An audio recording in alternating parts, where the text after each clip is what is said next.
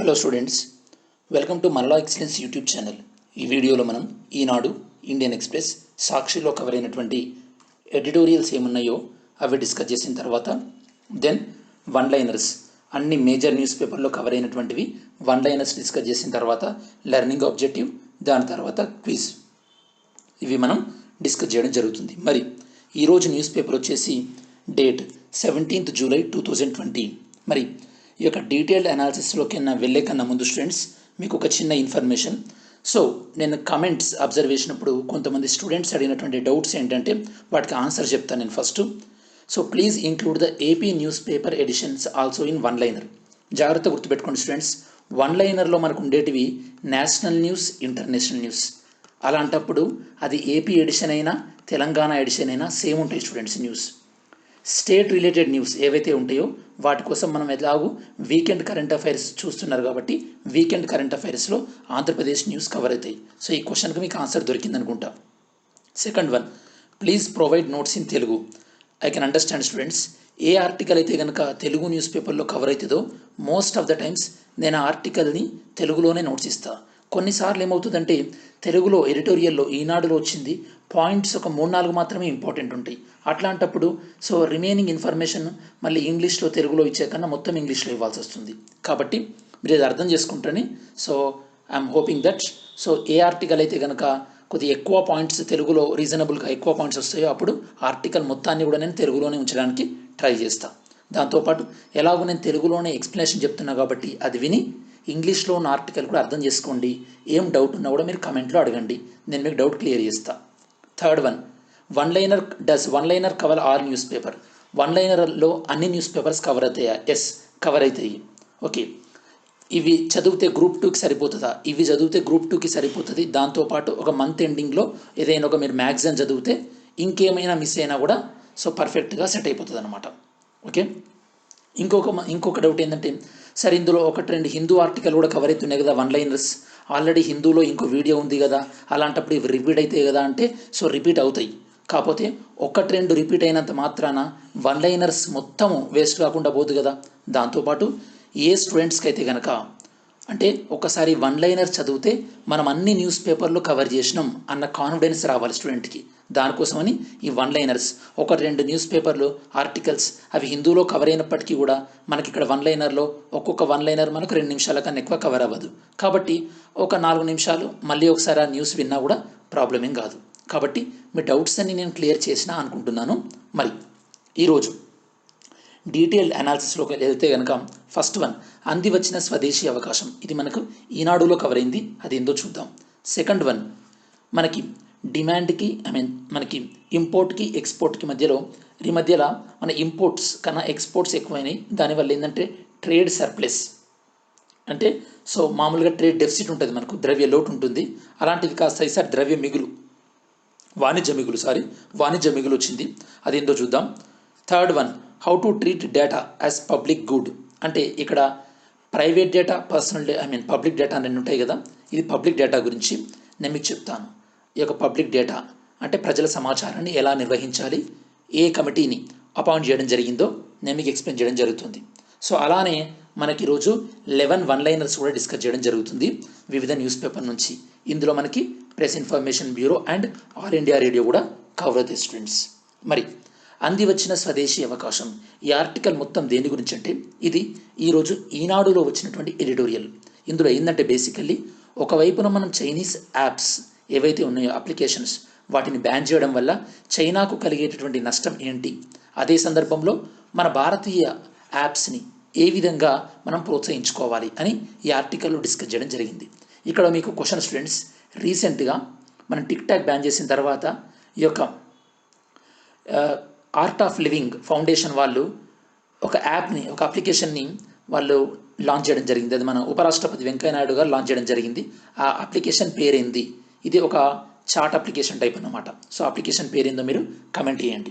మరి చూద్దాం స్టూడెంట్స్, ఇది ఈరోజు మనకి ఈనాడు ఎడిటోరియల్లో కవర్ అయింది స్టూడెంట్స్ డీటెయిల్గా. ఓకే, మరి ఇందులో మనం ప్రధానంగా డిస్కస్ చేయబోయేది ఏంటంటే ఫస్ట్ కాంటెక్స్ట్, ఈ సందర్భం ఏంటి, మనం ఏ సందర్భంలో డిస్కస్ చేస్తున్నామంటే సరిహద్దులో మనం చైనాతో ఘర్షణ పడుతున్నటువంటి ఈ సందర్భంలో మనం చైనాని దారిలోకి తెచ్చుకోవడానికి లేదా చైనాకి ఒక రకమైనటువంటి వార్నింగ్ సిగ్నల్స్ పంపడానికి భారతదేశం కొన్ని వ్యూహాత్మకమైనటువంటి చర్యలని చేపట్టడం జరిగింది.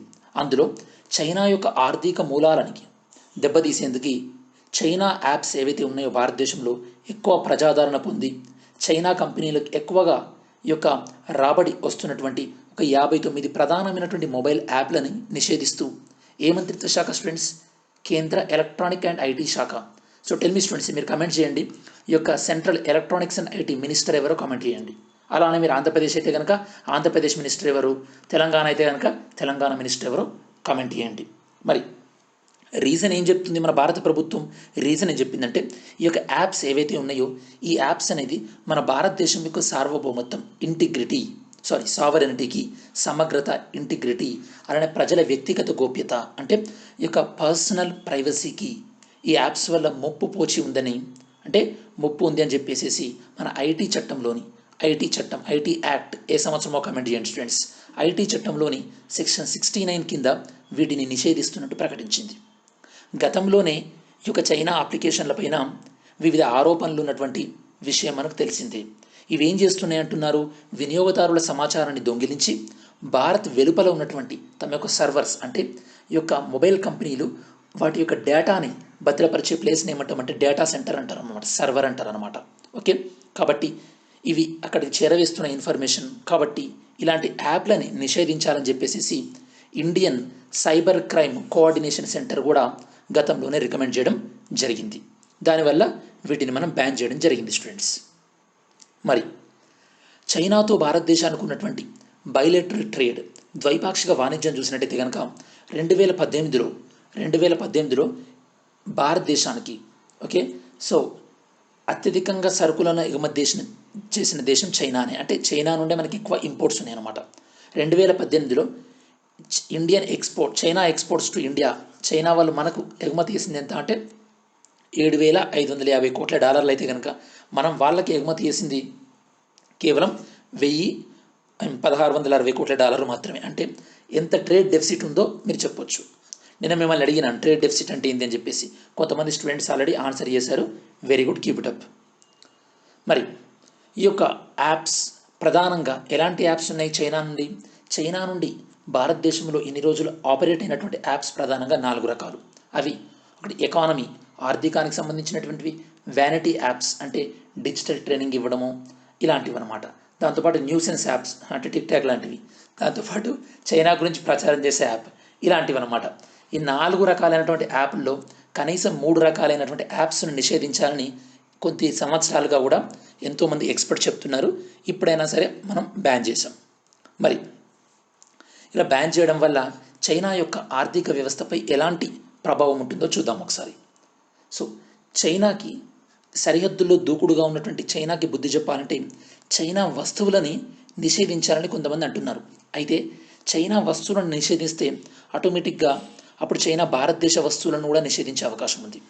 అలా కాకుండా ఈ యొక్క చైనా నుండి ఏవైతే యాప్స్ ఉన్నాయో అవి నిషేధించడం వల్ల మన భారతదేశానికి సెక్యూరిటీ ఉంటుంది. దాంతోపాటు ఈ యొక్క చైనా మీద మనం రిటాలియేషన్ అంటే ప్రతీకార చర్య ఉన్నట్టు కూడా ఉంటుందని చెప్పేసి వీటిని బ్యాన్ చేయడం జరిగింది.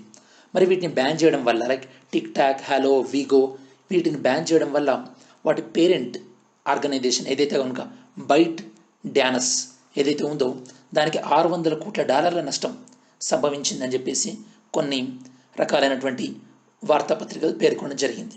అలానే ఈ యొక్క చైనా యాప్స్ ఇన్ఫ్లుయెన్స్ ఎంత ఉందంటే 2019లో ఇండియన్స్ ఇన్స్టాల్ చేసుకున్నటువంటి మొత్తం అప్లికేషన్లో 38% చైనా యాప్స్ అట. 2018లో అది 43% చైనా యాప్స్. కాబట్టి ఇంత మార్కెట్ ఉన్నటువంటి చైనా యాప్స్కి మనం ఇప్పుడు చైనా యాప్స్ ఏవైతే ఉన్నాయో వీటిని బ్యాన్ చేయడం వల్ల ఈ మార్కెట్ మొత్తం కూడా చైనా అప్లికేషన్స్ కోల్పోవడం జరిగింది. కాబట్టి ఎంతో అంత రెవెన్యూ పైన ఈ యొక్క ప్రభావం పడే అవకాశం ఉంటుంది. మరి దీని నిషేధం, మరి చైనా యాప్స్ మనం ఎలా నిషేధిస్తాం అంటే ఈ యొక్క యాప్స్ని మనం యాక్సెస్ చేయకుండా ఈ యొక్క ఇంటర్నెట్ సర్వీస్ ప్రొవైడర్స్ ఏవైతే ఉంటారో వాళ్ళకి ఈ యొక్క ప్రభుత్వ శాఖ ఆదేశిస్తుంది. అంటే ఇంటర్నెట్ ఫెసిలిటీ ఏవైతే ఉన్నాయో యాప్స్ అన్నీ కూడా బ్యాన్ అయిపోతాయి. మరి ఇంటర్నెట్ అవసరం లేని యాప్స్ అవి ఎప్పటిలాగానే పనిచేస్తాయి. కాకపోతే వాటిని మనం అప్డేట్ చేసుకునేటటువంటి అవకాశం ఉండదన్నమాట. ఈ విధంగా ఈ యొక్క నిషేధం అనేది పనిచేస్తుంది. మరి చైనాతోని ఈ యొక్క యాప్స్ విషయంలో కాకుండా చైనాతోని మనం ఏ ఏ విషయాల్లో డిపెండ్ అవుతున్నాం, ఆ యొక్క ఆధారపడ్డాన్ని ఎలా తగ్గించుకోవాలో చూద్దాం ఒకసారి. ఓకే, సో ఫస్ట్ వన్, ప్రపంచంలోనే అతిపెద్ద డిజిటల్ మార్కెట్ ఇండియా అని నేను మీకు చెప్పాను ఆల్రెడీ, గూగుల్ యొక్క పెట్టుబడుల విషయంలో. మరి ఆ యొక్క మార్కెట్కి దూరం అవ్వడం అనేది చైనా కంపెనీలను తీవ్రంగా ఈ యొక్క ప్రభావితం చేస్తుంది. దాంతోపాటు ఈ యొక్క కోవిడ్ టైంలో చైనా యొక్క కరోనా వైరస్ని కప్పిపెట్టడం కానీ, లేదా ఎల్ఏసి విషయంలో లైన్ ఆఫ్ యాక్చువల్ కంట్రోల్ విషయంలో చైనా ఆక్రమణలకు దిగడం కానీ, దీనివల్ల మనకి ఏమవుతుందంటే మనం దీర్ఘకాలంగా చైనా పైన ఆధారపడడం అంత శ్రేయస్కరమైనటువంటి విషయం కాదు. కాబట్టి మనం ఇప్పటివరకు సెమీ కండక్టర్ల దగ్గర నుంచి మనకు మెడిసిన్స్, నేను మీకు చెప్పాను యాక్టివ్ ఫార్మాస్యూటికల్ ఇంగ్రీడియంట్ ఏపీఐ అని, వీటన్నింటిపైన కూడా టెలికాం వాటిపైన వీటన్నింటిపైన కూడా మనం చైనా పైన ఆధారపడుతున్నాం. కాబట్టి ఈ యొక్క చైనా పైన ఆధారపడడాన్ని తగ్గించుకోవాలి. ఈవెన్ మన యొక్క 5G నెట్వర్క్లో కూడా చైనా కంపెనీలను వీలైనంత మట్టికి ప్రోత్సహించకూడదు. ఈవెన్ ఈ రీసెంట్గా యూకే యొక్క తమ యొక్క 5G ప్రయోగాల్లో చైనాకు చెందినటువంటి హువాయి కంపెనీని బ్యాన్ చేయడం జరిగింది. ఎందుకంటే ఆ యొక్క కంపెనీ అనేది సమాచారాన్ని సరిగా నిర్వహించట్లేదని. కాబట్టి మన దేశ భద్రతకు కానీ మన దేశ ప్రయోజనాలకు కానీ భంగం కాకుండా విదేశీ సంస్థలపై తగు నియంత్రణలు మనం విధించవలసినటువంటి అవసరం ఉంటుంది. మరి ఫైనల్ కంక్లూజన్ ఏంటంటే స్టూడెంట్స్, చైనా అప్లికేషన్లను మనం నిషేధించడం వల్ల మనకు తాత్కాలికమైనటువంటి ప్రయోజనం మాత్రమే కలిగే అవకాశం ఉంది. మరి వీటిని నిషేధిస్తూ వీటి ప్లేస్లో కొత్త కొత్త యాప్స్ని రూపొందించి మన భారతదేశంలో మార్కెట్ను కైవసం చేసుకునే దిశగా మన భారతదేశ ఈ యొక్క కంపెనీలను మనం ప్రోత్సహించవలసి ఉంటుంది. దాంతోపాటు భవిష్యత్తులో మనం చైనా పైన ఆధారపడడాన్ని తగ్గించుకునే విధంగా మన యొక్క ఆత్మనిర్భర్ కార్యక్రమాన్ని వేగవంతం చేయవాలి. అప్పుడే మన భారతదేశం స్వావలంబన సాధిస్తుంది. ఇది ఈ ఆర్టికల్ స్టూడెంట్. ఓకే, ఇందులో మనం ఇవన్నీ కూడా డిస్కస్ చేయడం జరిగింది. ఇంకా మీకు ఏమైనా డౌట్స్ ఉంటే కనుక కమెంట్ చేయండి. Next one, A demand problem contributing to lower import. ఇది మనకి ఇండియన్ ఎక్స్ప్రెస్లో వచ్చింది స్టూడెంట్స్. బేసికల్లీ ఇందులో ఏం చెప్తున్నారంటే, మనము ఈసారి ట్రేడ్ సర్ప్లస్ అంటే దాదాపు ఒక 20 సంవత్సరాల తర్వాత మనము ట్రేడ్ సర్ప్లస్ అంటే వ్యాపార మిగులు సాధించడం. ఎప్పుడైనా గుర్తుపెట్టుకోండి స్టూడెంట్స్, ఇంపోర్ట్స్ కన్నా ఎక్స్పోర్ట్స్ ఉంటే కనుక దాన్ని మనం ట్రేడ్ సర్ప్లస్ అంటాం. అలా కాకుండా ఇంపోర్ట్స్ ఎక్కువ ఉన్నాయి అనుకోండి ఎక్స్పోర్ట్ కన్నా, దాన్ని మనం ట్రేడ్ డెఫిసిట్, వాణిజ్య లోటు అంటాం. ఇన్ని సంవత్సరాలుగా మనకు వాణిజ్య లోటు ఉండేది, ఇప్పుడు వాణిజ్య మిగులు వచ్చింది. ఎందువల్ల అంటే ఎక్స్పోర్ట్ కొద్దిగా పెరిగినాయి, ఇంపోర్ట్స్ విపరీతంగా తగ్గినాయి. దీనివల్ల మనకి వాణిజ్య మిగులు వచ్చింది. కాకపోతే ఇది కూడా అంత శ్రేయస్కరం కాదు. ఎందుకంటే ఇంపోర్ట్స్ విపరీతంగా తగ్గుతున్నాయి అంటే మీనింగ్ ఏంది, మన దగ్గర డిమాండ్ మందగించింది అని. మరి డిమాండ్ పడిపోతే ఆర్థిక వ్యవస్థ దేన్ని ఎదుర్కొంటుంది, రెసిషన్ ఎదుర్కొంటుంది. కాబట్టి మరి ఆ పాయింట్ ఆఫ్ వ్యూలో ఈ ఆర్టికల్ని మనం డిస్కస్ చేద్దాం స్టూడెంట్స్. ఇది మనకి ఇండియన్ ఎక్స్ప్రెస్ ఎడిటోరియల్లో కవర్ అయింది స్టూడెంట్స్ ఈరోజు ఇండియన్ ఎక్స్ప్రెస్లో. ఓకే, మరి ఫస్ట్ వన్ ఇంట్రడక్షన్ చూసినట్టయితే కనుక, India registered a trade surplus అంటే వాణిజ్య మిగులు. నేను మీకు చెప్తున్నాను స్టూడెంట్స్, ఎక్కడెక్కడైతే ఇంగ్లీష్ వర్డ్స్ ఉంటాయో కాంప్లికేటెడ్వి అక్కడ నేను మీకు తెలుగులో చెప్తాను, దాన్ని బట్టి ఈజీగా అర్థమవుతుంది. సుమారు 2 దశాబ్దాల తర్వాత మనం ఈ యొక్క వాణిజ్య మిగులును నమోదు చేసుకోవడం జరిగింది. ఇది మన ఎక్స్పోర్ట్స్ పెరగడం వల్ల జరగలేదు, మన యొక్క ఇంపోర్ట్స్ తగ్గడం వల్ల జరిగింది. మీకు డిఫరెన్స్ ఏంటో ఇంతకుముందే చెప్పాను నేను మీకు. ఓకే, మరి లేటెస్ట్ డేటా ఏం చెప్తుంది? ఓకే, లేటెస్ట్ డేటా అనేది కామర్స్ మినిస్ట్రీ యొక్క వాణిజ్య శాఖ రిలీజ్ చేసినటువంటి డేటా ప్రకారము మన యొక్క ఎక్స్పోర్ట్స్ అనేవి కొద్దిగా పెరుగుతున్నాయి గత కొన్ని నెలల నుంచి కంపేర్ చేస్తేనైతే కనుక. బట్ మన ఇంపోర్ట్స్ మాత్రం అలానే చాలా తక్కువ ఉన్నాయి. ఇది మనకి కొద్దిగా వర్రీ ఫ్యాక్టర్ అన్నమాట. అంటే కొద్దిగా మనకి ఇబ్బంది పెట్టే విషయం, ఎందుకంటే మన దగ్గర డిమాండ్ తగ్గింది అని. యాక్చువల్లీ ఇండియా మార్కెట్ అంటేనే డిమాండ్ మార్కెట్. ఇక డిమాండ్ తగ్గడం అనేది మళ్ళీ ఈ యొక్క రిసెషన్ వైపు దారితీసే అవకాశం ఉంటుంది. సో దీనివల్ల ఏమైంది, ఇంపోర్ట్స్కి ఎక్స్పోర్ట్ మధ్యలో ఒక ఎక్కువ గ్యాప్ అనేది వచ్చింది అని చెప్పేసి లేటెస్ట్ డేటా చెప్తుంది. మరి భారతదేశం ఎంత వ్యాపార మిగులు నమోదు చేసింది జూన్ నెలలో? 800 మిలియన్. అంటే మన ఎక్స్పోర్ట్స్ అనేవి ఇంపోర్ట్స్ కన్నా $800 మిలియన్ ఎక్కువ ఉన్నాయి అన్నమాట. దిస్ ద ఫస్ట్ టైం గత 2 దశాబ్దాలతో కంపేర్ చేస్తే.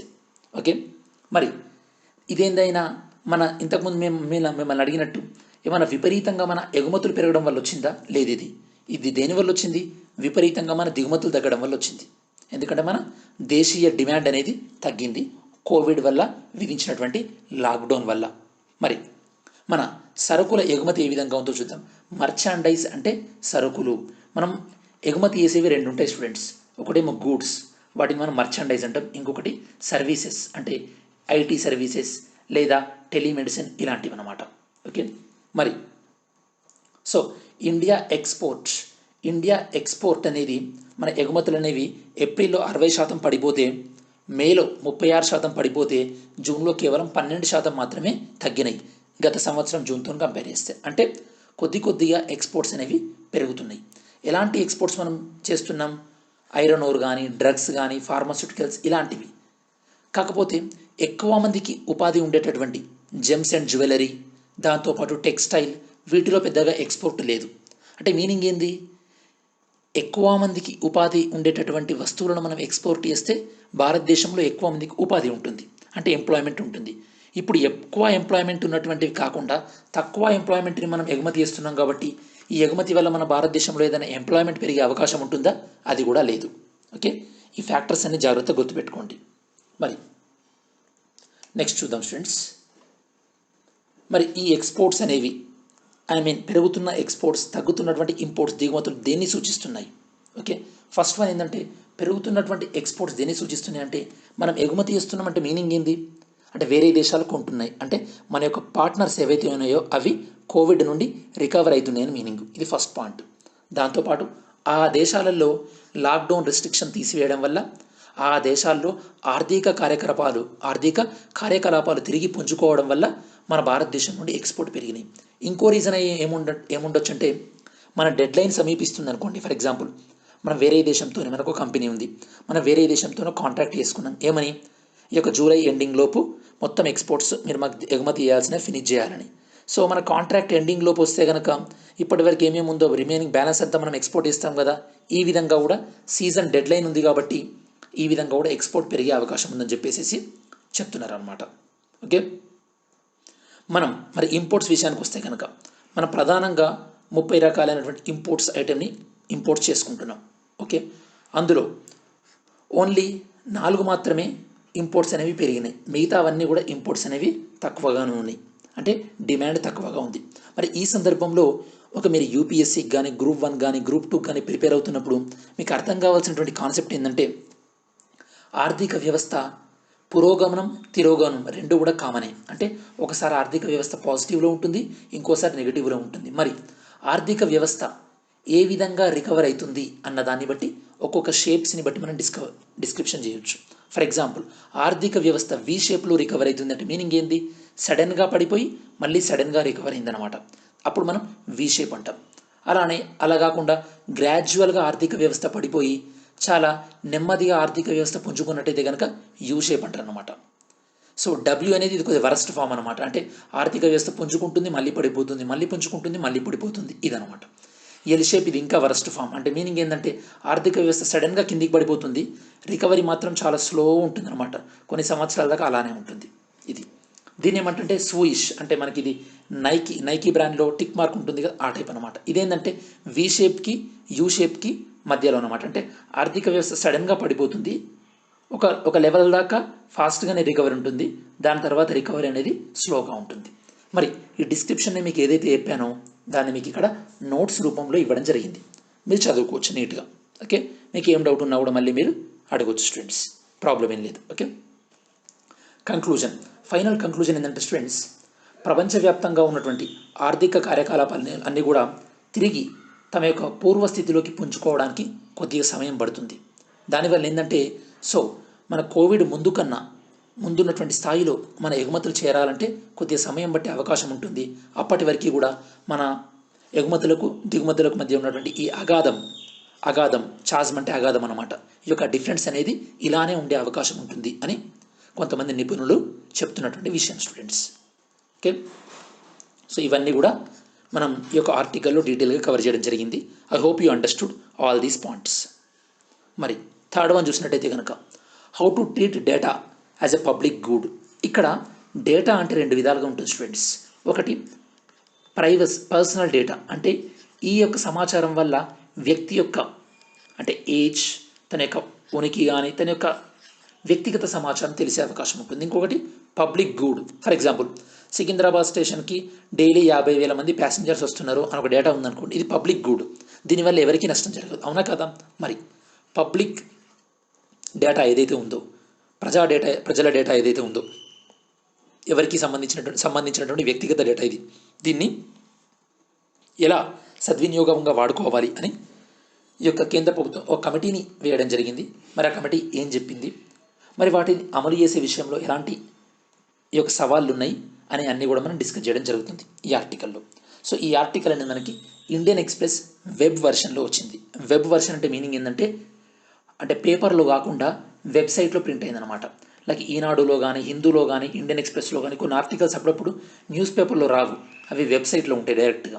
అందులో నుంచి దీన్ని మనం పికప్ చేయడం జరిగింది. ఇది మనకి ఎకానమీ పాయింట్ ఆఫ్ వ్యూలో వెరీ వెరీ ఇంపార్టెంట్. సో మరి మనం ఇంట్రడక్షన్ చూసినట్టయితే కనుక స్టూడెంట్స్, ఇప్పుడు మొత్తం ప్రపంచం కూడా డేటా యుగంలో ఉంది. అంటే ఎవరు ఏం వాడుతున్నారు. ఫర్ ఎగ్జాంపుల్, మీరు ఎప్పుడైనా అమెజాన్లో ఏదైనా సెర్చ్ చేస్తే కనుక మీరు ఏం సెర్చ్ చేశారో అవే ప్రోడక్టులు మళ్ళీ మీరు ఫేస్బుక్లో బ్రౌజ్ చేసినప్పుడు కనిపిస్తుంటాయి, యూట్యూబ్లో చూసినప్పుడు కనిపిస్తుంటాయి. ఇవన్నీ దేనివల్ల? డేటా అనలిటిక్స్ వల్ల. కాబట్టి సో మనం డేటా అనలిటిక్స్ వల్ల చాలా యూస్ఫుల్ ఇన్ఫర్మేషన్ అనే దాన్ని మనం గ్యాదర్ చేస్తున్నాం. దీనివల్ల మన యొక్క వ్యక్తిగత గోప్యత కూడా ఏం మిస్ అవ్వదు. అంటే మనం ఎనానిమస్, అంటే మనం సమాచారం గోప్యంగానే ఉంటుంది. కాకపోతే మనకు అవసరం ఉన్నటువంటి సమాచారం ఈ యొక్క డేటా అనలిటిక్స్ అనేది సేకరించి మనకి ఇవ్వడం జరుగుతుంది. కాబట్టి ఇంత ప్రాధాన్యత ఉంది కాబట్టి డేటా అనలిటిక్స్కి, దీన్ని పబ్లిక్ డేటాని ఏ విధంగా ఈ యొక్క డేటా అనలిటిక్స్ వాడుకొని కంపెనీలు కానీ ప్రభుత్వాలు కానీ తమ ప్రయోజనాల కోసం వాడుకోవచ్చు. దీన్ని అనలైజ్ చేయడానికి కోసం అని చెప్పేసి క్రిస్ గోపాలకృష్ణన్ ప్యానెల్ అనే దాన్ని ఏర్పాటు చేయడం జరిగింది. మరి ఫస్ట్ డేటా ఎందుకు ఇంపార్టెంట్ అంటే, ఒక స్టడీ ప్రకారం ఏంటంటే స్టూడెంట్స్, ప్రపంచవ్యాప్తంగా ప్రతిరోజు కూడా ఆల్మోస్ట్ ఆల్ 2.5 క్వింటిలియన్ బైట్స్ ఇంత డేటా అనేది సో ప్రొడ్యూస్ అవుతుందన్నమాట.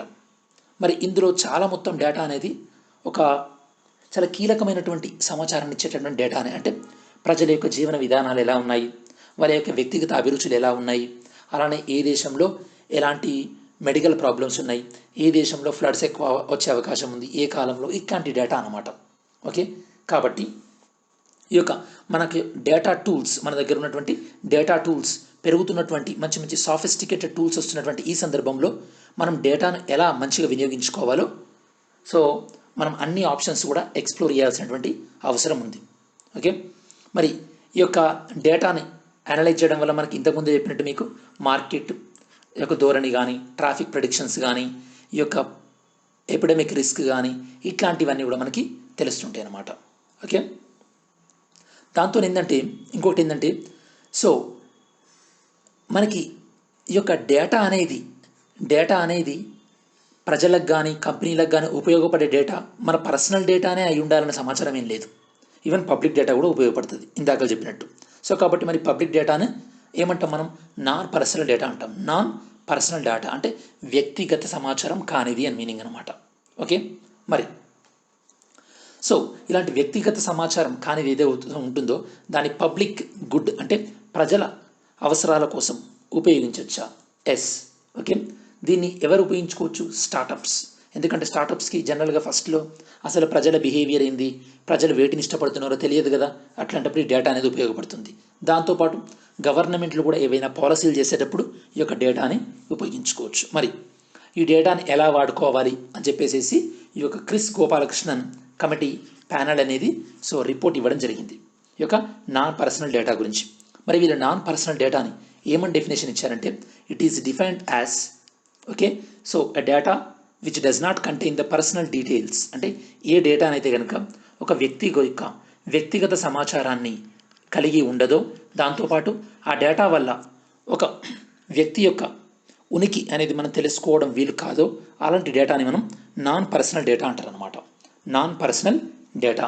ఓకే, మరి ఈ యొక్క క్రిస్ గోపాలకృష్ణన్ ప్యానల్ ఏం చెప్పిందంటే, ఫస్ట్ వన్, ఒక డేటా అథారిటీ అనేది ఏర్పాటు చేయాలి. డేటా అథారిటీ అంటే ఈ డేటా అథారిటీ ఏం చేస్తుంది, ఈ యొక్క నాన్ పర్సనల్ డేటాను ఎలా వాడుకోవాలో చెప్తుంది అనమాట. దాంతోపాటు సో ఈ యొక్క కంపెనీలు ఈ యొక్క నాన్ పర్సనల్ డేటాని షేర్ చేసుకోవడానికి ఒక డేటా బ్యాంక్ అనేది ఏర్పాటు చేయాలి. ఈ డేటా బ్యాంక్ నుంచి ఏ కంపెనీ కావాలంటే ఆ కంపెనీ సో షేర్ చేసుకోవచ్చు. దాంతోపాటు ఒక కంపెనీ కూడా ఇంకో కంపెనీకి షేర్ చేసుకునే విధంగా ఈ యొక్క రెగ్యులేషన్స్ ఉంటే బాగుంటుందని ఈ ప్యానెల్ చెప్తుంది. దాంతోపాటు ఇలా డేటా షేర్ చేసుకోవడం వల్లనే మీకు ఇందాక చెప్పినట్టు స్టార్టప్స్ అనేవి డెవలప్ అవుతాయి. దాంతోపాటు ప్రభుత్వాలకు కూడా హెల్ప్ ఉంటుంది. సో మరి ఇక్కడ వరకు బాగానే ఉంది. మరి ఇందులో ఛాలెంజెస్ ఏంటి, ఇందులో సవాళ్ళు ఏంటి? మనకు బేసికల్లీ ఇందులో సవాల్ ఏంటంటే first one, what data a private entity can be forced to disclose must follow a commonly accepted set of principle. అంటే ఏదైనా కంపెనీ ఈ యొక్క పబ్లిక్ డేటాని ఏదైతే కనుక వేరే కంపెనీతో షేర్ చేసుకుంటుందో, వేరే కంపెనీకి ఇస్తుందో, అలాంటప్పుడు ఒక ప్రోటోకాల్ అనేది ఉండాలి. అంటే మీనింగ్ ఏంది, ఇంతకుముందు మన స్లైడ్లో చెప్పినట్టు ఈ యొక్క డేటా అథారిటీ అనేది ఏర్పాటు చేసి ఒక ప్రోటోకాల్ ఉండాలి. దాని ప్రకారమే కంపెనీలు తమ దగ్గర ఉన్నటువంటి ప్రజలకు సంబంధించినటువంటి డేటాని షేర్ చేయాలి. దాంతోపాటు ఈ యొక్క ఒక కంపెనీ చాలా కష్టపడి ప్రజల డేటా గ్యాదర్ చేసిన తర్వాత అది ఇంకో కంపెనీకి షేర్ చేయాలంటే షేర్ చేస్తుందా? చేయదు. అంటే ఈ యొక్క డేటా అథారిటీ చెప్పినప్పటికీ కూడా షేర్ చేసే అవకాశం ఉండదు. ఎందుకు? ఇలా వాళ్ళు కష్టపడి డేటా గ్యాదర్ చేసి వేరే కంపెనీకి షేర్ చేస్తే వీళ్ళ కంపెనీకి ఉండేటటువంటి అడ్వాంటేజ్ అనేది పోతుంది. దాంతోపాటు వాళ్ళకి సంబంధించినటువంటి కాన్ఫిడెన్షియల్ థింగ్స్ ఏమైనా దెబ్బతినే అవకాశం ఉంటుంది. దానివల్ల ఏమవుతుంది, వాళ్ళ ఏమైనా కొత్తగా కనిపెట్టేటటువంటి విషయాలు కూడా ఎఫెక్ట్ అయ్యే అవకాశం ఉంటుంది. కాబట్టి ఈ యొక్క సవాళ్ళన్నింటినీ కూడా అడ్రస్ చేస్తూ మనం ఈ యొక్క నాన్ పర్సనల్ డేటాని సంబంధించి ఒక డేటా అథారిటీని ఏర్పాటు చేసి ఈ యొక్క సంస్థలు నాన్ పర్సనల్ డేటాను ఉపయోగించుకునే విధంగా ఉండాలి. దానివల్ల ఏమవుతుంది, కంపెనీలు ప్రజలకు అవసరం ఉన్నటువంటి ప్రోడక్ట్ని బాగా ఈజీగా డెవలప్ చేయగలుగుతాయి. సో మరి ముందు ఏంటంటే సో నేను మీకు ఇందాక చెప్పినట్టు ఒక క్లియర్ గైడ్లైన్స్ని డెవలప్ చేయాలంటే ఏది పబ్లిక్ డేటా, ఏది ప్రైవేట్ డేటా. ఓకే, దాంతోపాటు ఇది ఒక కంపెనీ నుంచి ఇంకో కంపెనీకి షేర్ చేసుకునేటటువంటి విషయంలో ఎలాంటి ప్రోటోకాల్స్ ఫాలో కావాలి, వేరియస్ పార్టీస్ అనేది కూడా మనం ఈ యొక్క రెగ్యులేషన్స్ డెవలప్ చేయాల్సినటువంటి అవసరం ఉంటుంది. మరి ఫైనల్ కంక్లూజన్ ఏంటంటే స్టూడెంట్స్, డేటాకు ఉన్నటువంటి ఇంత పెద్ద అడ్వాంటేజ్ ఏదైతే ఉందో అది దాన్ని మనం రెగ్యులేట్ చేసుకోవడం వల్ల ఉన్నటువంటి క్లారిటీతోని మనం ఈ యొక్క డేటాని సరిగా యూజ్ చేసుకుంటే కనుక మన ఆర్థిక వ్యవస్థ ఎదుగుదలకి ఈ యొక్క పబ్లిక్ డేటా అనేది ఎంతో ఉపయోగపడే అవకాశం ఉంది. మరి ఇంతగానో చెప్పుకున్నాం కదా పబ్లిక్ డేటా, మరి ప్రైవేట్ డేటా అయింది. ప్రైవేట్ డేటా గురించి ఈ యొక్క supreme court KS Puttaswamy versus union of India, ఇది న్యూస్ పేపర్లో కవర్ అవ్వలేదు, మీకోసం అడిషనల్ ఇన్ఫర్మేషన్ చెప్తున్నాను. 2017లో ఏం చెప్పిందంటే ఈ యొక్క రైట్ టు ప్రైవసీ అంటే వ్యక్తిగత గోప్యత అనేది ఆర్టికల్ 21 ప్రకారము ఈ యొక్క రైట్ టు లైఫ్ కిందికి వస్తుంది. అంటే ఒక వ్యక్తి యొక్క వ్యక్తిగత సమాచారాన్ని ప్రభుత్వం కానీ ప్రైవేట్ సంస్థలు కానీ కాపాడాలి. మరి ఈ యొక్క వ్యక్తిగత సమాచారాన్ని ఎలా కాపాడాలి అన్న దానికోసం ప్రభుత్వము బిఎన్ శ్రీకృష్ణ కమిటీని వేయడం జరిగింది. ఈ శ్రీకృష్ణ కమిటీ ఈ యొక్క డేటా ప్రొటెక్షన్ అంటే సమాచార భద్రత బిల్లుని సో కూడా ఒక డ్రాఫ్ట్ను కూడా సమర్పించడం జరిగింది. దాంతోపాటు ఏ కంపెనీనైనా సరే ఈ యొక్క డేటా విషయంలో ఈ యొక్క అవకతవకలకు పాల్పడకుండా ప్రభుత్వం ఏ చట్టం ప్రకారం చర్యలు తీసుకునే అవకాశం ఉంటుంది, ఐటీ యాక్ట్ 2000 ప్రకారం చర్యలు తీసుకునే అవకాశం ఉంటుంది. ఇది పర్సనల్ డేటా గురించి. ఇప్పటివరకు మీకు చెప్పింది పబ్లిక్ డేటా గురించి. సో దీనితో మనకి ఈ ఆర్టికల్ అనేది డీటెయిల్గా కవర్ అయిపోయినట్టే స్టూడెంట్స్. ఓకే, మరి వన్ లైనర్స్ నేను మీకు ఇందాక చెప్పినట్టు వన్ లైనర్స్ అనేది Hindu, PIB, all India radio, Indian Express, Eenadu, Sakshi, Hindustan Times వీటన్నింటి నుంచి కూడా కవర్ అవుతుంది.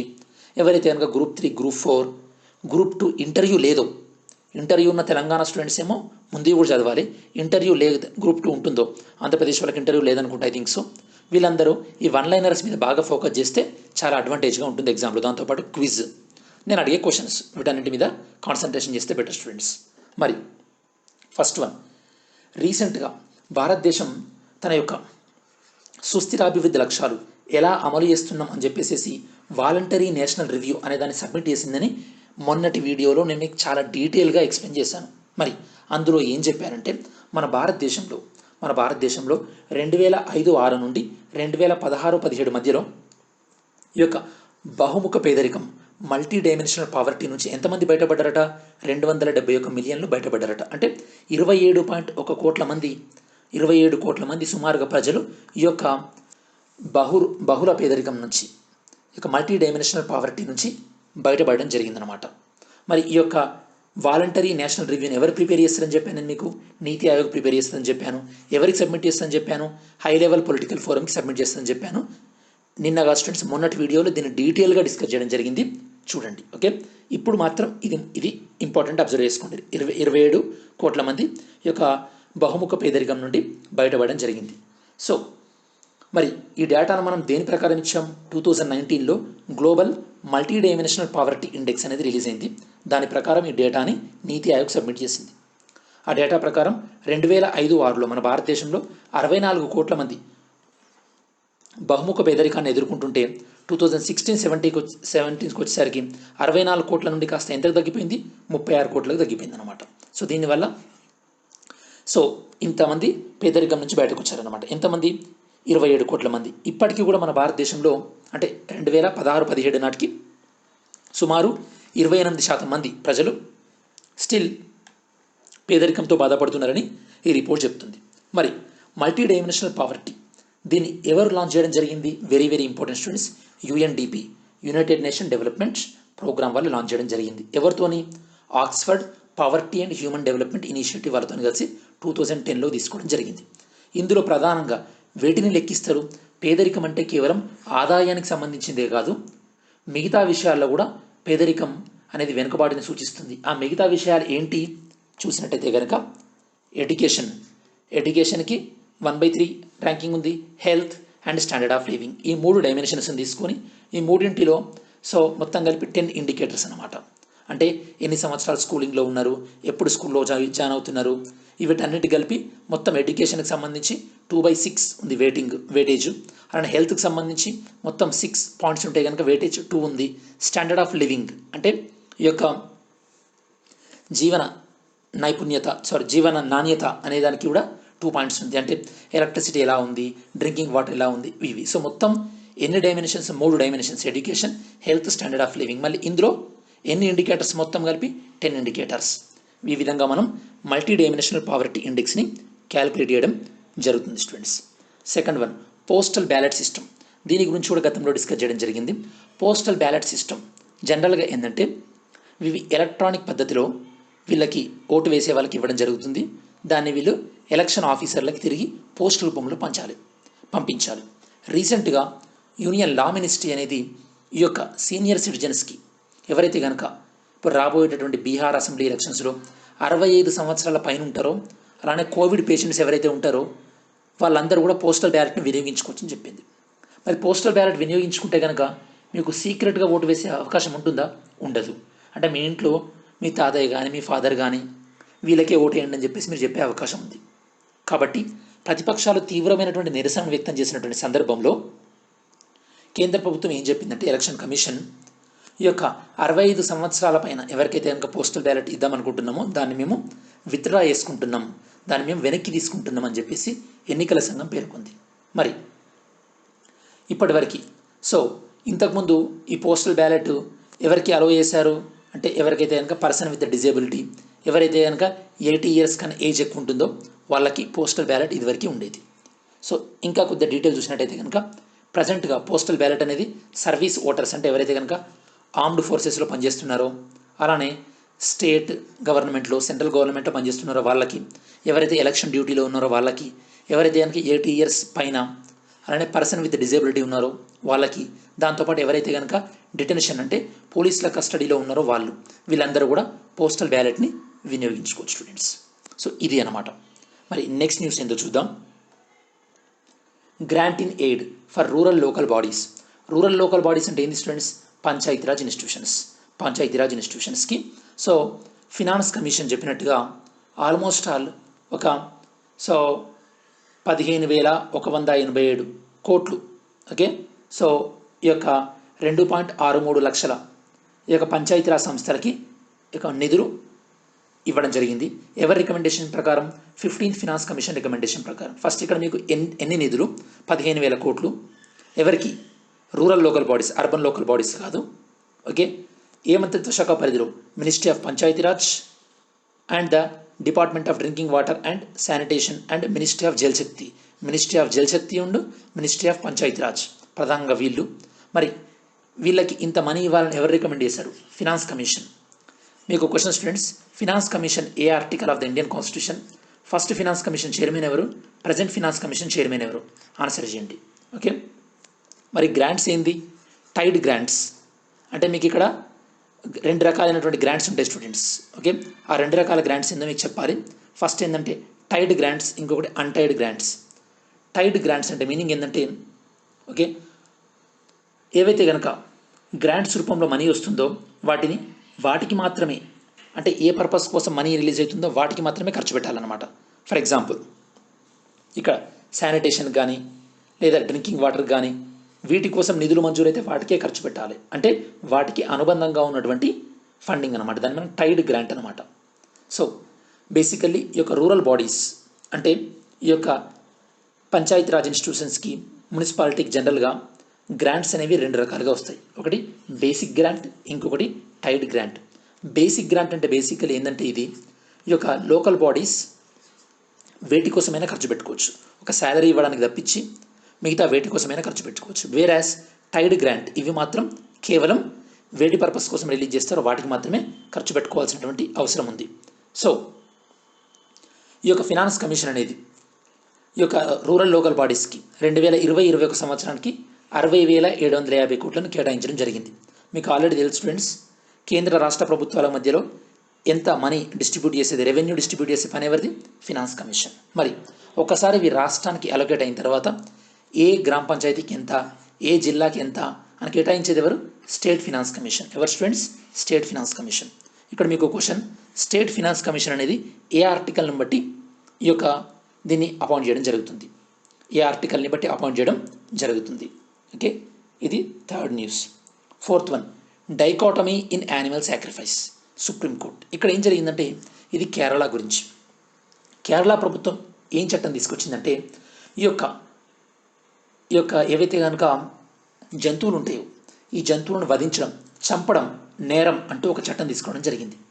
మరి అంటే ఈ జంతువులను చంపడం నేరం అని ఏ విధంగా తీసుకొచ్చిందంటే ఈ యొక్క భగవంతుడికి బలిస్తారు కదా, దేవుడికి బలిస్తారు కదా, అలా బలి ఇస్తూ చంపడం నేరం, కాకపోతే మనుషులు తినొచ్చు అని చెప్పింది. అప్పుడు సుప్రీంకోర్టు ఏమన్నదంటే దేవునికి బలి ఇవ్వడం నేరం, మళ్ళీ మనుషులు తినడం కరెక్టే, అంటే రెండు పరస్పరంగా విరుద్ధంగా ఉంది అంటూ సుప్రీంకోర్టు కేరళ గవర్నమెంట్ని క్లారిటీ కోసం అడగడం జరిగిందనమాట.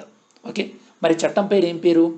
Kerala animals and birds sacrifices provision act 1968. Okay, దీని ప్రకారం ఏంది? ఈ యొక్క జంతువుల్ని ఈ యొక్క దేవాలయాల్లో బలి ఇవ్వడం నిషిద్ధం అన్నమాట. బట్ సో మనుషులు వాటిని తినడం మాత్రం నిషిద్ధం ఏం లేదు. దీన్ని కేరళ హైకోర్టులో ఛాలెంజ్ చేయడం జరిగింది. సో కేరళ హైకోర్టు ఈ చట్టం కరెక్టే అని చెప్పింది.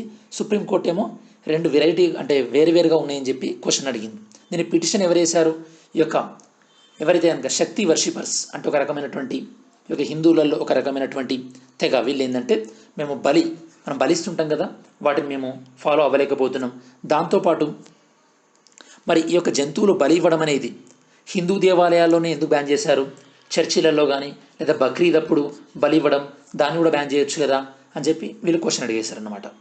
సో క్వశ్చన్ వేసినప్పుడు హైకోర్టు ఇదివరకు ఏం చెప్పిందంటే బక్రీద్ అప్పుడు వాళ్ళు బలి ఇచ్చినా దాన్ని మళ్ళీ వండుకొని తింటారు కాబట్టి అది కన్జంప్షన్ లాగానే ఉంటుంది, కాబట్టి దాన్ని బలి అనడానికి వీల్లేదని ఇదివరకు స్టేట్ గవర్నమెంట్ కూడా రెస్పాన్స్ ఇవ్వడం జరిగింది. మరి ఇప్పుడు సుప్రీంకోర్టు ఏం చెప్తుందో చూద్దాం. సుప్రీంకోర్టు ఎప్పుడైనా ఏం చెప్పిందంటే స్టూడెంట్స్, ఏం చెప్తుందంటే ఈ యొక్క జంతువులను హింసించడం నేరం, కాకపోతే జంతువులను బలి ఇవ్వడం నేరం కాదు అని సుప్రీంకోర్టు ఇదివరకు చెప్పింది. మరి ఈ కేసు వేసిన వాళ్ళు ఏమన్నారంటే ఇదివరకు నేను చెప్పినట్టు ఇది హిందూ దేవాలయాల్లోనే ఎందుకు, మిగతా వాళ్ళకంటే చర్చిలో కానీ లేదా బక్రీద్ అప్పుడు ఎందుకు వీళ్ళని బ్యాన్ చేయమని వీళ్ళని ఎందుకు చెప్పట్లేదు అంటే ఆర్టికల్ 14 అందరికీ చట్టం ముందు అందరూ సమానలే కదా, ఇది వైలేట్ అవుతుంది కదా అని వీళ్ళు కేసు వేయడం జరిగింది. సో మరి సుప్రీంకోర్టు ఏం చెప్తుందో చూద్దాం. సుప్రీంకోర్టు ఇప్పటివరకు ఏం చెప్పిందంటే ఈ యొక్క prevention of cruelty to animal act 1960 ప్రకారం, దీని ప్రకారం ఏంటంటే ఈ యొక్క జంతువులను బలి ఇవ్వడం రైటే, బట్ జంతువులను హింసించడం మాత్రం రాంగ్.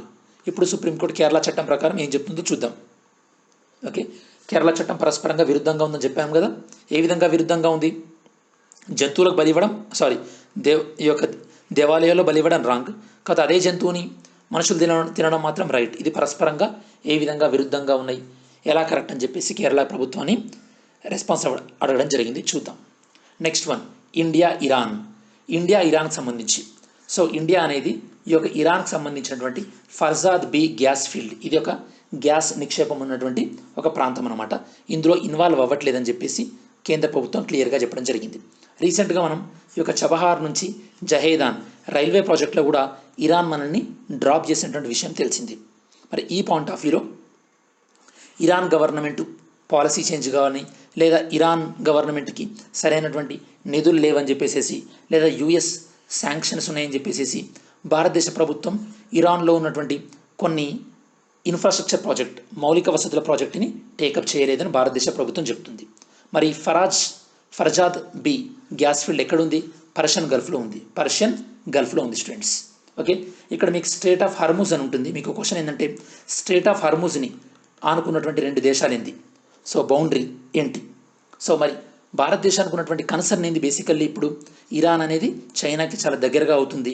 దాంతోపాటు సో మనం ఈ యొక్క అమెరికాతోని సంబంధాలతో పాటు ఇరాన్తోని సంబంధాలు కూడా బ్యాలెన్స్ చేస్తూ మనం మెయింటైన్ చేయాల్సినటువంటి అవసరం ఉంది. లేనట్టయితే కనుక సో ఇరాన్ మన చేజారిపోయే అవకాశం ఉంటుంది. So next 6th one news students.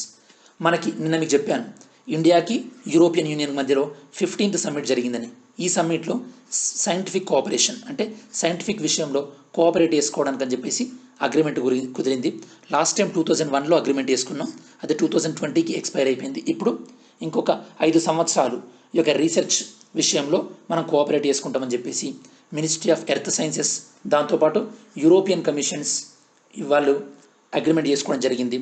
అలానే European research and innovation programme ఏదైతే ఉందో హారిజాన్ 2020, అందులో భారతదేశం కూడా పాలు పంచుకుంటుంది అని చెప్పడం జరిగింది.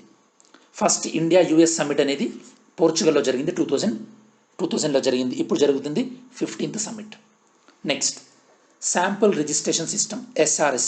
వీళ్ళు ఏం చెప్తున్నారంటే 2016 to 18 మధ్యలో భారతదేశంలో మెటర్నల్ మోర్టాలిటీ రేట్ తగ్గింది. అంటే ఒక మహిళ ప్రెగ్నెన్సీగా ఉన్నప్పుడు లేదా ఈ యొక్క డెలివరీ అయిన తర్వాత within 42 days of the pregnancy లోపల చనిపోతే దాన్ని మనం ఇన్ఫాంట్ మోర్టాలిటీ రేట్ అంటారనమాట. మరి ఈ యొక్క ఇన్ఫాంట్ మోర్టాలిటీ రేట్ అనేది భారతదేశంలో 113 ఉందట. ఇది చాలా తగ్గింది గతంతో పోలిస్తే. గతంతో 122 ఉంది అనమాట. మెటర్నల్ మోర్టాలిటీ రేట్ ప్రతి 1,00,000 మందికి లెక్కిస్తారు. నేను మిమ్మల్ని క్వశ్చన్ అడిగా మీరు ఆన్సర్ కూడా చెప్పారు. మరి సస్టైనబుల్ డెవలప్మెంట్ గోల్ టార్గెట్ ఏంటంటే ఈ యొక్క మెటర్నల్ మోర్టాలిటీ రేట్ని 70కి తీసుకురావడం. ఆల్రెడీ దక్షిణాదిలో ఈ యొక్క తమిళనాడు, కేరళ, తెలంగాణ ఈ 3 రాష్ట్రాలు కూడా దీన్ని రీచ్ అయినాయి. ఈరోజు న్యూస్ పేపర్లో మీరు చూడొచ్చు. ఓకే, సో మరి ఈ యొక్క మెటర్నల్ మోర్టాలిటీ రేట్ని తగ్గించడానికి ప్రభుత్వం తీసుకున్న పథకాలు ఏంది?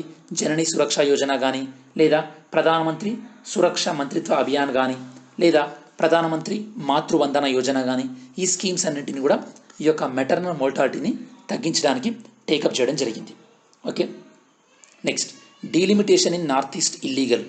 ఫార్మర్ ఈసీ ఎక్స్పర్ట్ అంటే ఇదివరకు ఎలక్షన్ కమిషన్కి ఎవరైతే కనుక లీగల్ అడ్వైజర్గా పనిచేస్తారో వాళ్ళు ఏమన్నారంటే ఈ యొక్క డీలిమిటేషన్ కమిషన్, ఫస్ట్ మీకు డీలిమిటేషన్ కమిషన్ అంటే అర్థం కావాలి. అంటే ఎమ్మెల్యే నియోజకవర్గాలు కానీ ఎంపీ నియోజకవర్గాలు కానీ వాటి యొక్క జనాభా మారుతున్నా కొద్దీ వాటిని మార్చడం జరుగుతుంది అనమాట. వాటి బౌండరీస్ మార్చడం జరుగుతుంది. దాన్నే డీలిమిటేషన్ అంటారు అనమాట. గతంలో డీలిమిటేషన్ ఏంటంటే ఈ యొక్క జమ్మూ కాశ్మీర్, లడాక్ అప్పుడు డీలిమిటేషన్ చేసినప్పుడు ఈ 4 నార్త్ ఈస్ట్ రాష్ట్రాలను కూడా డీలిమిటేషన్ చేయాల్సి ఉండే అనమాట. కాకపోతే సో అప్పుడు కుదరలేదు. దాని తర్వాత వీటిని చేయడానికి కోసం అని చెప్పేసి డీలిమిటేషన్ చేయడానికని చెప్పేసి రంజన్ ప్రకాష్ దేశాయ్ ఆదేశంలో ఈ యొక్క డీలిమిటేషన్ కమిషన్ ఏర్పాటు చేశారు. ఇది ఇప్పుడు ఎందుకు రాంగ్ అంటున్నారంటే బేసికల్లీ ఈ యొక్క డీలిమిటేషన్ని చేయాల్సినటువంటి బాధ్యత ఈ 4 రాష్ట్రాలకి ఇదివరకు ఎవరికి అప్పగించామంటే బేసికల్లీ ఈ యొక్క ఎలక్షన్ కమిషన్కి అప్పగించడం జరిగింది. మరి అప్పుడు ఎలక్షన్ కమిషన్కి అప్పగించి ఇప్పుడు మనం బేసికల్లీ దీన్ని డీలిమిటేషన్ కమిషన్కి ఇస్తే ఇది రాంగ్ అవుతుంది. అవునా కాదా? Parliament decided that election commission should do దేని ప్రకారం సెక్షన్ 8A ప్రకారం అని చెప్పేసి చెప్పింది. మరి ఇప్పుడు డీలిమిటేషన్ కమిషన్ అపాయింట్ చేస్తే 2 కూడా పరస్పరంగా విరుద్ధంగా ఉంటాయి. కాబట్టి ఈ డీలిమిటేషన్ కమిషన్ అనేది రాంగ్, అనవసరంగా వేస్ట్ ఆఫ్ పబ్లిక్ మనీ అని వీళ్ళు పేర్కొనడం జరిగింది. మీకు ఇక్కడ క్వశ్చన్, రాజ్యాంగంలోని ఏ ఆర్టికల్ ప్రకారం ఈ యొక్క సెంట్రల్ గవర్నమెంట్ డీలిమిటేషన్ కమిషన్ ఏర్పాటు చేయొచ్చు, స్టేట్ గవర్నమెంట్ డీలిమిటేషన్ కమిషన్ని ఏర్పాటు చేయొచ్చు? ఆన్సర్ చేయండి students. 9th one, clinical trials of కోవిడ్-19 వ్యాక్సిన్ జైకోవిడ్. మనం డిస్కస్ చేసాం ఆల్రెడీ. జైకోవిడ్ యొక్క క్లినికల్ ట్రయల్స్ phase 1, phase 2లో ఉంది. దీన్ని ఎవరు డెవలప్ చేస్తున్నారు? జైడిస్ వాళ్ళు. ఎవరితో అనుబంధంగా? డిపార్ట్మెంట్ ఆఫ్ బయోటెక్నాలజీతో అనుబంధంగా. ఇక్కడ మనకి ఎగ్జామినేషన్ పాయింట్ ఆఫ్ వ్యూ ఏంటంటే, ఇండియాలో ఇప్పుడు కరోనాకి 2 వ్యాక్సిన్స్ డెవలప్ చేస్తున్నాం. ఒకటి జైకోవ్ డి, ఇంకొకటి ఏంటంటే కోవాక్సిన్. కోవాక్సిన్ డెవలప్ చేస్తుంది భారత్ బయోటెక్ వాళ్ళు. మరి ఈ యొక్క జైకోవిడ్ వీళ్ళు డిపార్ట్మెంట్ ఆఫ్ బయోటెక్నాలజీతోని ఏ ప్రోగ్రాంలో భాగంగా పార్ట్నర్షిప్ పెట్టుకున్నారు? National biopharma mission. National biopharma mission ఏంటంటే ఇది ఇండస్ట్రీస్కి దాంతోపాటు రీసెర్చ్ ఇన్స్టిట్యూట్కి మధ్యలో టైఅప్ ఉండేటటువంటి ఓ ప్రోగ్రామ్ అనమాట. దీన్ని 2017లో లాంచ్ చేయడం జరిగింది. దీన్ని మొత్తం 1500 కోట్లతో దీన్ని లాంచ్ చేస్తే 50% ఫండింగ్ అనేది వరల్డ్ బ్యాంక్ ఇస్తుంది. దీన్ని ఇంప్లిమెంట్ చేస్తున్నటువంటి ఇన్స్టిట్యూట్ ఏంటంటే, ఇది important students, BIRAC, biotechnology industry research assistant council. ఇది ఇంప్లిమెంట్ చేస్తుంది. మరి జైకోవిడ్ వాళ్ళు ఎలాంటి వ్యాక్సిన్ డెవలప్ చేస్తున్నారు అంటే, ప్లాస్మిడ్ DNA వ్యాక్సిన్ డెవలప్ చేస్తున్నారు. ప్లాస్మిడ్ DNA అంటే ఇది సర్క్యులర్గా ఉండేటటువంటి DNA. ఇది ఏంటంటే బేసికలీ మన శరీరంలో ఈ కోవిడ్కి అపోజిట్గా యాంటీబాడీస్ని ప్రొడక్షన్ చేయడం జరుగుతుంది స్టూడెంట్స్. నెక్స్ట్ న్యూస్ చూసినట్టయితే కనుక 10th one, online Nishtha programme. ఈ నిస్తా ప్రోగ్రామ్ అంటే మీనింగ్ ఏంది? Nishtha, national initiative for school heads and teachers holistic advancement programme. దీన్ని ఎక్కడ లాంచ్ చేయడం జరిగింది? ఆంధ్రప్రదేశ్లో ఆన్లైన్ ద్వారా లాంచ్ చేయడం జరిగింది అనమాట. ఓకే, సో ఎప్పుడు లాంచ్ చేస్తాం దీన్ని? బేసికలీ 2019లో ఫేస్ టు ఫేస్ ప్రోగ్రామ్గా దీన్ని లాంచ్ చేయడం జరిగింది. ఆన్లైన్ వర్షన్ అయితే కనుక ఇప్పుడు రీసెంట్గా లాంచ్ చేయడం జరిగింది. మరి దీని యొక్క ప్రధానమైనటువంటి పర్పస్ ఏంటంటే, ఈ యొక్క ఎలిమెంటరీ స్కూల్ లెవెల్ ఉంటుంది కదా స్టూడెంట్స్, అంటే ప్రాథమిక స్థాయిలో, అందులో ఈ యొక్క టీచింగ్ క్వాలిటీని మెరుగుపరచడానికి. కాబట్టి దీన్ని ఆన్లైన్గా తీర్చిదిద్దడం జరిగింది. ఏ ప్లాట్ఫామ్ మీద? దీక్షా ప్లాట్ఫామ్ మీద. దీక్షా ప్లాట్ఫామ్. ఓకే, ఇది బేసికల్లీ సో టీచర్స్కి, హెడ్ మాస్టర్స్కి ట్రైనింగ్ ఇచ్చేటటువంటి ప్రోగ్రామ్ ఎలిమెంటరీ స్టేజ్లో. Next 11th one, Indian council of medical research agriculture research ICAR. రీసెంట్గా వీళ్ళు 92nd ఫౌండేషన్ డేని జరుపుకోవడం జరిగింది. ICARని 1929లో ఏర్పాటు చేయడం జరిగింది. ఇది ఏ డిపార్ట్మెంట్ పరిధిలో ఉంది? Department of agriculture research and education పరిధిలో పనిచేస్తుంది స్టూడెంట్స్. సో దాంతోపాటు ఈ యొక్క కిసాన్ అంటే related information, national farmers day ఏ రోజు సెలబ్రేట్ చేసుకుంటాం మనం? 23rd December. ఈ యొక్క చౌదరి చరణ్ సింగ్ యొక్క బర్త్డే రోజు. అలానే ఈ యొక్క మన ప్రపంచవ్యాప్తంగా గ్రీన్ రివల్యూషన్కి కృషి చేసినటువంటి వ్యక్తి ఎవరంటే నార్మన్ బోర్లాగ్. ఇతనికి నోబెల్ ప్రైజ్ 1970లో వచ్చింది. ఇండియాలో గ్రీన్ రెవల్యూషన్ కృషి చేసింది ఎవరు? MS స్వామినాథన్. సో ఇతడు ఫస్ట్ టైం అంటే ఈ యొక్క వరల్డ్ ఫుడ్ ప్రైజ్ ఏదైతే ఉందో, వరల్డ్ ఫుడ్ ప్రైజ్, దీన్ని మనం Nobel prize for food and agriculture అంటాం. దీన్ని ఫస్ట్ టైం పొందింది ఎవరంటే ఈ యొక్క MS స్వామినాథన్. రీసెంట్గా 2020 ఎవరికి వచ్చిందంటే రతన్ లాల్ అనే పర్సన్కి రావడం జరిగింది వరల్డ్ ఫుడ్ ప్రైజ్. మీకు question students, international food day అనేది ఏ రోజు మనం ఫాలో అవుతాం? సో ఈ విధంగా మనం వన్ లైనర్స్ అన్ని కూడా డిస్కస్ చేయడం జరిగింది. మరి క్విజ్ డిస్కస్ చేసే కన్నా ముందు ఈరోజు మేము నేర్చుకున్న దాంట్లో నుంచి కొన్ని క్వశ్చన్స్. ఎకానమీ అనేది తొందరగా పడిపోయి తొందరగా రికవర్ అయితే అప్పుడు ఆ ఎకానమీని ఏ షేప్తో సూచిస్తాం? Second question, right to privacy అనేది ఆర్టికల్ 21లో ఒక భాగమని ఏ కేసులో సుప్రీంకోర్టు చెప్పింది? థర్డ్ వన్, రీసెంట్గా UK బ్యాన్ చేసినటువంటి చైనా కంపెనీ ఏది? వాళ్ళ యొక్క 5G నెట్వర్క్ ప్రాజెక్ట్కి సంబంధించి. ఈ క్వశ్చన్స్ ఆన్సర్ చేయండి. నిన్నటి వరకు answer, who lead the central government expert committee on science and technology innovation policy? Science and technology innovation పాలసీకి సంబంధించి హెడ్ ఎవరు? హర్కేష్ మిట్టల్. ఇతని ఆధ్వర్యంలో కమిటీ ఏర్పాటు చేయడం జరిగింది. హెర్డ్ ఇమ్యూనిటీ అంటే ఏంది? So large portion of the community becomes immune to a disease. Vaccine helps in the establishment of heard immunity. రెండు కూడా రైట్ స్టూడెంట్స్. హెర్డ్ ఇమ్యూనిటీ అంటే సమాజంలోని ఎక్కువ మంది కూడా రోగనిరోధకతను తెచ్చుకుంటే దాన్ని ఏమంటారు? హెర్డ్ ఇమ్యూనిటీ అంటారు. ఫస్ట్ స్టేట్మెంట్ అది. ఇది దేనివల్ల కూడా రావచ్చు? వ్యాక్సిన్ వల్ల కూడా రావచ్చు. సో రెండు స్టేట్మెంట్స్ కూడా రైటే. Third one, Indian coast guard రీసెంట్గా ఎవరితోని మెమరాండమ్ ఆఫ్ అండర్స్టాండింగ్ చేసుకున్నారు? దేని గురించి? మ్యారిటైమ్ సెక్యూరిటీ గురించి. Answer Indonesia. మరి ఈరోజు క్విజ్ క్వశ్చన్స్. ఈ యొక్క వరల్డ్ యూత్ స్కిల్స్ డే మనం సెలబ్రేట్ చేసుకోవడం జరిగింది. దాని యొక్క థీమ్ ఏంటి? Question number 1. Question number 2. నిన్న వీడియోలో చెప్పాను నేను మీకు రీసెంట్గా transshipment hub, global transshipment hub మనం డెవలప్ చేయడం జరిగింది. ఇది ఏ రాష్ట్రంలో ఉంది? జాగ్రత్తగా ఆన్సర్ చేయండి. Third one, Chris Gopalakrishnan committee దేనికి సంబంధించింది? ఇది ఈరోజు వీడియోలోనే మీకు ఎక్స్ప్లెయిన్ చేశాను. ఫోర్త్ వన్, ఇది నిన్నటి వీడియోలో EU ఇండియాకి మధ్యలో BTIA బైలేటరల్ ట్రేడ్ ఇన్వెస్ట్మెంట్ ఉంది కదా, ఇది ఇండియాకి దేనికి మధ్యలో? అఫ్కోర్స్ నేనే ఆన్సర్ చెప్పిన, ఆయన కూడా మీరు ట్రై చేయండి. ఫిఫ్త్ వన్, ECOSOC అంటే ఎకనామిక్ అండ్ సోషల్ కౌన్సిల్, ఇందులో మన ప్రధానమంత్రి దీన్ని ఉద్దేశించి మాట్లాడబోతున్నారు. దీనికి సంబంధించినటువంటి రైట్ ఆన్సర్ ఏంటి? సో ఈ విధంగా మనం detail news, one liners and quiz కూడా డిస్కస్ చేయడం జరిగింది స్టూడెంట్స్. ఇంకా మీకు ఏం డౌట్స్ ఉన్నా కూడా మీరు కమెంట్ చేయండి, నేను కమెంట్ చెక్ చేస్తాను. మీ డౌట్స్ ఏమైనా ఉన్నాడో క్లియర్ చేస్తాను. మరి ఈ వీడియో మీకు నచ్చినట్టయితే కనుక లైక్ చేయండి, మీ ఫ్రెండ్స్కి ఉపయోగపడుతుంది అనుకుంటే షేర్ చేయండి, ఛానల్కి సబ్స్క్రైబ్ చేసుకున్నట్టయితే కనుక సబ్స్క్రైబ్ చేసుకోండి. Thanks for watching this video. See you in next video.